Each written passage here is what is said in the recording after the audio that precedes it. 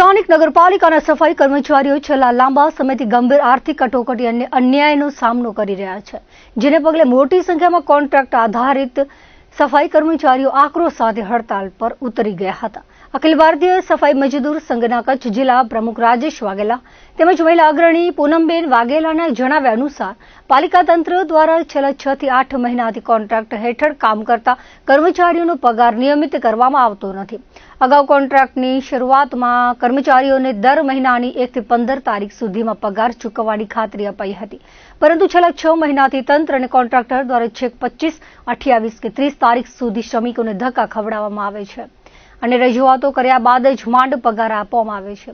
આ ગંભીર બાબતે ચીફ ઓફિસર, સ્થાનિક ધારાસભ્ય, પાલિકાના નવા પ્રમુખ, મંત્રી તેમજ ચેરમેન સુધી વારંવાર લેખિત અને મૌખિક રજૂઆતો કરવામાં આવી છે. તેમ છતાં વહીવટી તંત્ર દ્વારા હજુ સુધી કોઈ યોગ્ય કે કાયમી ઉકેલ લાવવામાં આવ્યો નથી. હાલમાં શાળાઓનું નવું શૈક્ષણિક સત્ર શરૂ થઈ ચૂક્યું હોવાથી પોતાના નિર્દોષ બાળકોની સ્કૂલ ફી ભરવા, મકાનનું ભાડું ચૂકવવા તેમજ ઘરનું રાશન લાવવા જેવા રોજિંદા જીવન અત્યંત અનિવાર્ય ખર્ચાઓ માટે આ ગરીબ કર્મચારીઓને ભારે હાલાકી ભોગવવી પડી રહી છે અને સન્માનપૂર્વક જીવવાનો તેમનો અધિકાર છીનવાઈ રહ્યો છે.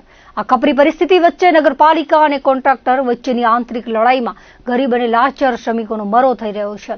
કર્મચારીઓએ ભારે હૈયે આક્રોશ ઠાલવતા જણાવ્યું હતું કે કોરોના મહામારી જેવા કપરા સમયમાં જ્યારે કોઈ ઘરની બહાર નીકળવા તૈયાર નહોતું, ત્યારે આ સફાઈ કર્મચારીઓએ પોતાના જીવના જોખમે સવારના 6 વાગ્યાથી લઈને રાતના 11 વાગ્યા સુધી સતત ફરજ બજાવીને શહેરને સ્વચ્છ રાખ્યું હતું. ન્યાય મેળવવા માટે તેઓએ જિલ્લા કલેક્ટર કચેરી આવેદનપત્ર પાઠવીને સ્પષ્ટ ચીમકી આપી છે કે જો તેમનો હકનો તાત્કાલિક પગાર ચૂકવવામાં નહીં આવે તો તમામ પીડિત કર્મચારીઓ ન્યાયની માંગ સાથે કલેક્ટર કચેરી ખાતે જ અચોક્કસ મુદતના ધરણા પર બેસી જશે તેવી ચીમકી ઉચ્ચારાઈ હતી. ચીફ ઓફિસર સાહેબને અમારા સફાઈ કામદારો, કોન્ટ્રાક્ટ સફાઈ કામદારો અમે વારંવાર રજૂઆત કરવા છતાં અમારા કર્મચારીઓનો પગાર અનિયમિત થાય છે. દર ફેરે રજૂઆત કરવા છતાંય આજ દી સુધી કોઈ ચીફ ઓફિસર કે પ્રમુખશ્રીએ કોઈ જાતનો જવાબ નથી આપતા. આપે છે કે ભાઈ અમે કોન્ટ્રાક્ટરને કોન્ટ્રાક્ટ આપી દીધો છે.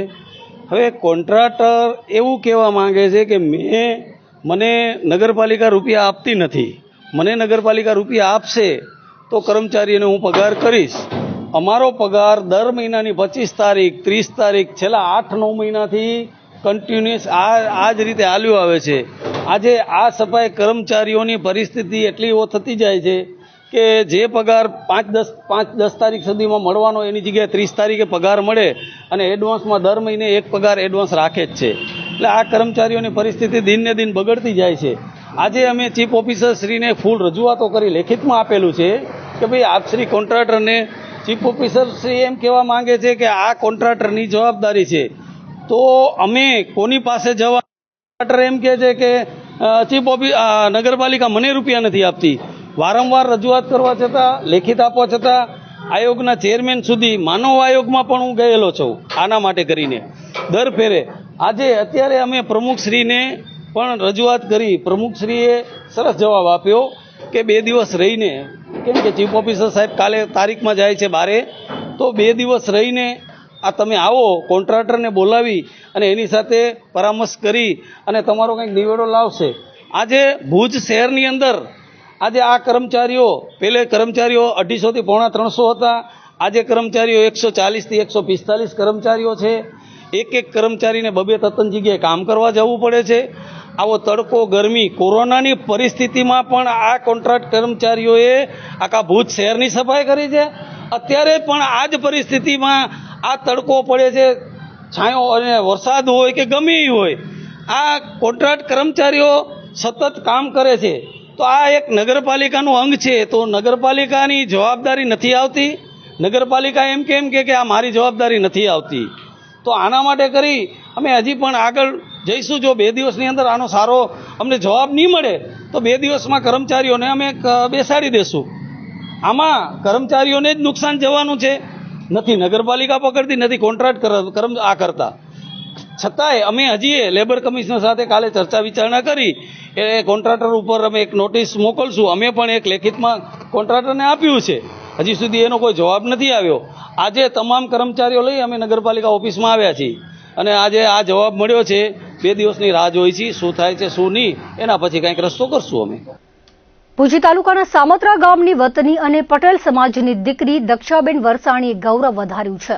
તેમણે 10 જૂનના ઉત્તરાખંડના ગઢવાલ હિમાલયમાં સ્થિત 6116 મીટર ઊંચા અત્યંત કપરા માઉન્ટ જોગીન 3ના શિખર પર સફળતાપૂર્વક તિરંગો લહેરાવી દેશ અને ગુજરાતનું નામ રોશન કર્યું છે.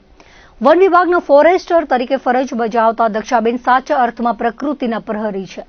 એક હાથે વન અને વન્યજીવોનું રક્ષણ કરનાર અને બીજા હાથે હિમાલયની બર્ફીલી ચોટીઓ સર કરનાર દક્ષાબેનની સિદ્ધિ ખરેખર અભૂતપૂર્વ છે. અત્યાર સુધીમાં તેમણે ગામડાના વિસ્તારમાં રહીને પોતાના જીવના જોખમે 752 જેટલા ઝેરી અને બિનઝેરી સાપનું સફળતાપૂર્વક રેસ્ક્યુ કરીને તેમને સુરક્ષિત જંગલમાં મુક્ત કર્યા છે. આ સફળતા વર્ષોની કસોટીનું પરિણામ છે. પર્વતારોહણના બીએમસી અને એસએમસીના કોર્સ પૂર્ણ કર્યા પછી દક્ષાબેને માઉન્ટ કુન 2024, બંદર પૂંછ 2025, કાંગ યાત્સે 2025 અને મેન્ટો કાંગરી 2025 જેવા શિખરો પર અથાગ પ્રયત્નો કર્યા.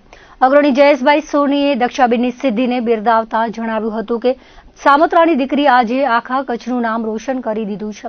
ગામ લોકોએ ગર્વ અનુભવી એવરેસ્ટ સર કરવાની શુભેચ્છા પાઠવી હતી.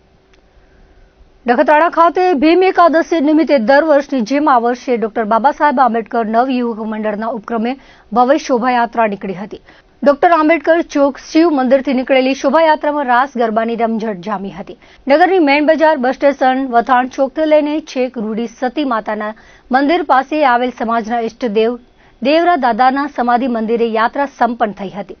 ત્યાં દાંડિયા રાસ અને આરતી યોજાઈ હતી. બાદમાં સમાજના લોકોએ મહાપ્રસાદ લીધો હતો. આ પ્રસંગે આગેવાનો, કાર્યકરો તેમજ યુવક મંડળના કાર્યકરો ઉપસ્થિત રહ્યા હતા. સ્થાનિક સ્તરે વાંચન સંસ્કૃતિને જીવંત રાખવામાં મહત્વપૂર્ણ પ્રદાન આપનારી ભુજની પ્રખ્યાત રોટરી લાઇબ્રેરીના સ્થાપના કાળને સફળતાપૂર્વક 31 વર્ષ પૂર્ણ થતા સંસ્થા દ્વારા ભવ્ય અને વિવિધતાસભર કાર્યક્રમોનું આયોજન કરવામાં આવ્યું હતું. બુધવારે રોટરી લાઇબ્રેરી ભુજ ખાતે મહોત્સવમાં શહેર તેમજ કચ્છ જિલ્લાના અસંખ્ય પુસ્તક પ્રેમીઓ અને વિદ્યાર્થીઓએ ભારે ઉત્સાહભેર ભાગ લીધો હતો. આ વિશિષ્ટ પ્રસંગની ભવ્ય ઉજવણીના ભાગરૂપે લાઇબ્રેરી પરિસરમાં 2 મુખ્ય પ્રવૃત્તિઓનું સફળ સંચાલન કરવામાં આવ્યું હતું, જેમાં પ્રથમ ચરણમાં વિદ્યાર્થીઓ માટે એક વિશેષ નિબંધ સ્પર્ધાનું આયોજન કરાયું હતું. વર્તમાન સમયની પ્રાસંગિકતાને ધ્યાનમાં રાખીને સ્પર્ધાનો વિષય સોશિયલ મીડિયાના જમાનામાં લાઇબ્રેરીનું મહત્વ રાખવામાં આવ્યું હતું. આ સ્પર્ધામાં ભુજની વિવિધ નામાંકિત શાળાઓના કુલ 241 જેટલા ઉત્સાહી પ્રતિયોગીઓએ ભાગ લીધો હતો.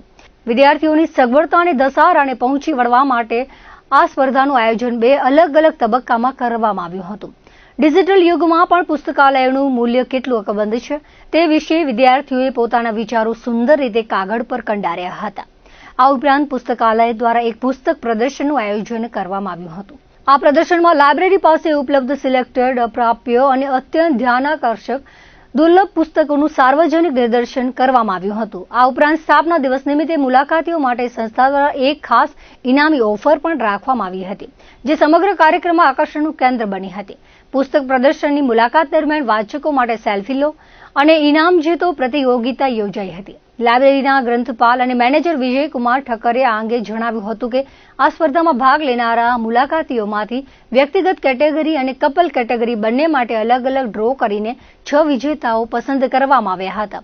સમગ્ર આયોજનને સફળ બનાવવા માટે લાઇબ્રેરીના સ્ટાફ અને પદાધિકારીઓએ જહેમત ઉઠાવી હતી. લાઇબ્રેરીને 31 વર્ષ પૂર્ણ થયા છે, એની ભવ્ય ઉજવણીના ભાગરૂપે એક નિબંધ સ્પર્ધાનું આયોજન કર્યું હતું. સોશિયલ મીડિયામાં લાઇબ્રેરીનું મહત્વ, એના ઉપર કચ્છની અલગ અલગ સ્કૂલોએ ભાગ લીધા છે. અત્યાર સુધી 250 સ્ટુડન્ટ્સ પરીક્ષા આપી ચૂક્યા છે. હજી એક પાઠ બપોર પછીનું છે ને એક અલભ્ય પુસ્તક મેળાનું આપણે આયોજન કર્યું છે. એની અંદર અત્યાર સુધીના જે દુર્લભ પુસ્તકો છે એમાં પણ આપણે જેને સેલ્ફી લેવાની છે ને પુસ્તક પ્રેમીઓ માટે એનામાં ઇનામ રાખ્યા છે. જેટલાય પાર્ટિસિપેટ કર્યા છે એ બધાને રોટરી લાઇબ્રેરી સર્ટિફિકેટ આપે છે, 1 વર્ષનું માનદ મેમ્બરશીપ આપશે અને 1 થી 3 જે જુનિયર સિનિયર છે એને અલગથી ઇનામ ટૂંક સમયમાં જે અધિકારીઓની હાજરીમાં ગોઠવવામાં આવશે, જિલ્લા શિક્ષણ અધિકારી કે જેમને અનુકૂળ હશે એ પ્રમાણે. ને હજી આગળ અવાનેવા ઘણા આયોજનો ક્રમબદ્ધ હજી ગોઠવણી છે, જે આગામી 10 થી 15 દિવસમાં બધા એક પછી એક પૂરા કરવામાં આવશે. અત્યાર સુધી પાર્ટિસિપન્ટ 3 સ્કૂલ કરી ગઈ છે. વીડી છે, ભુજ ઇંગ્લિશ છે અને માતૃછાયા છે.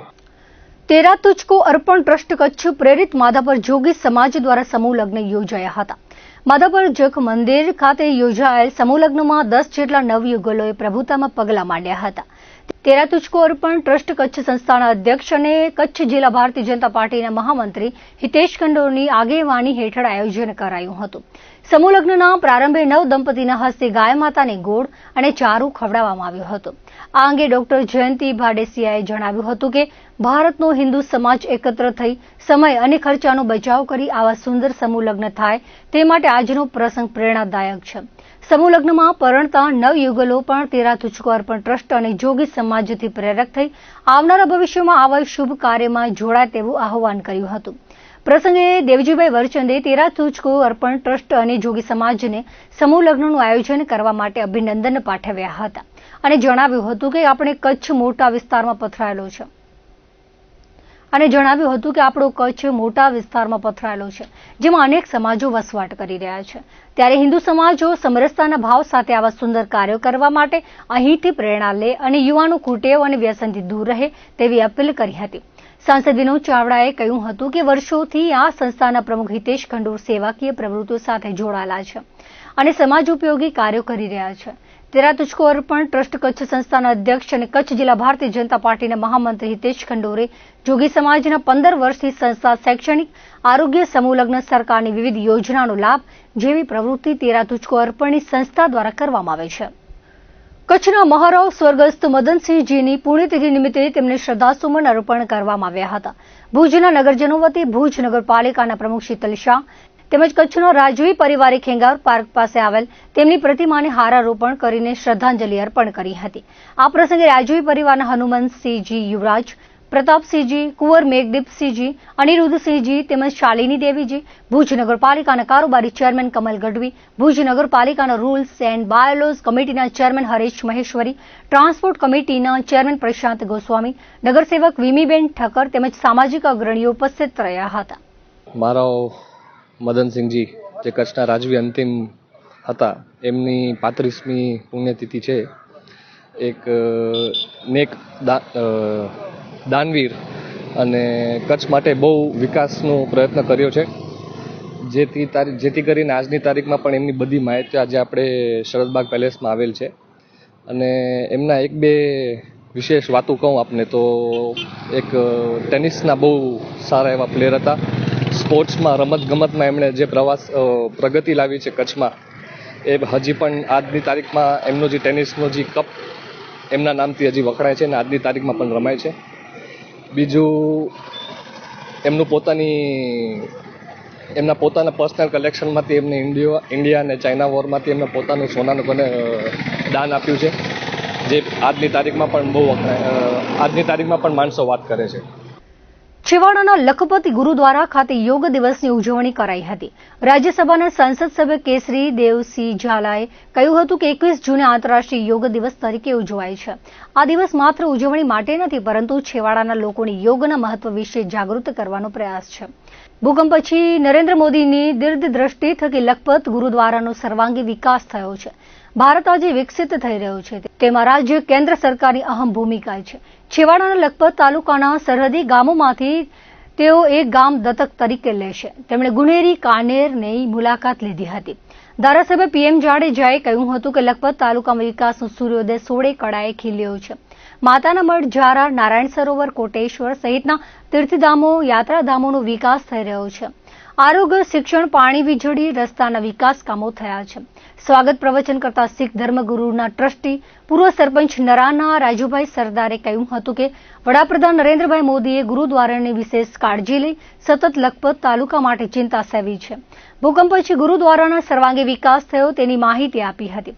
રાજ્યસભાના સાંસદ તથા ધારાસભ્યોનું વિશેષ સન્માન કરાયું હતું. 21મી જૂનના આંતરરાષ્ટ્રીય યોગ દિવસની રાપર સ્વામિનારાયણ ગુરુકુળ ખાતે ઉજવણી કરાઈ હતી. જેમાં ઉપસ્થિત આગેવાનો અને અધિકારીઓએ જણાવ્યું હતું કે યોગ એક દિવસ માટે નહીં દરરોજ અપનાવવો જોઈએ. સ્વસ્થ વૃદ્ધત્વ માટે યોગની થીમ સાથે વિશાળ સંખ્યામાં યોગપ્રેમીઓએ યોગાભ્યાસ કર્યો હતો. રાપર તાલુકા કક્ષાના યોગ દિવસની ઉજવણીમાં મામલતદારના માર્ગદર્શન હેઠળ પાલિકાના પ્રમુખના અધ્યક્ષ સ્થાને યોજાયેલ યોગ દિવસ નિમિત્તે નાયબ મામલતદાર, તાલુકા વિકાસ અધિકારી, સ્વામિનારાયણ ગુરુકુળના સંતો તેમજ શહેરની તમામ શાળા, કોલેજના વિદ્યાર્થીઓ અને વિદ્યાર્થીનીઓ ઉપસ્થિત રહ્યા હતા. વહેલી સવારે ગુરુકુળના આહલાદક વાતાવરણમાં યોજાયેલા કાર્યક્રમમાં યોગ પ્રેમીઓ જોડાયા હતા. ગુજરાત રાજ્ય યોગ બોર્ડના મહેશ સોલંકી દ્વારા યોગ પ્રોટોકોલની તાલીમ આપવામાં આવી હતી. દર્શક મિત્રો, અત્યાર સુધીના કચ્છુદર ટીવી સમાચાર. ફરી મળીશું નવા સમાચારો સાથે, નવી અપડેટ સાથે. ત્યાં સુધી મને રજા આપશો. નમસ્કાર.